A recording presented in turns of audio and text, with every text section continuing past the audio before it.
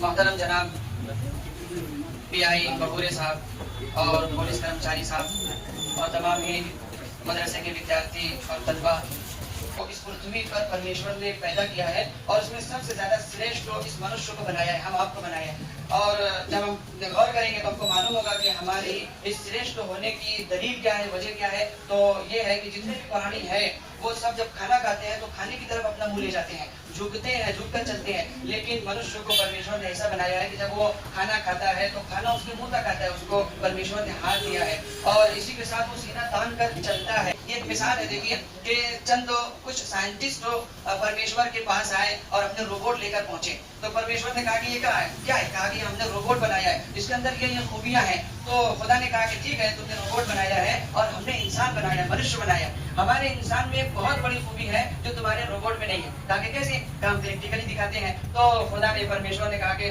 तुम्हारे रोबोट चला कर बताओ। तो जब रोबोट चलने लगे तो एक रोबोट गिर गया। जब ये गिर गया तो तमाम जो दूसरे रोबोट थे वो चलते रहे, किसी ने इसकी तरफ मुड़कर भी नहीं देखा। ये रोबोट बेचारा पड़ा रहा।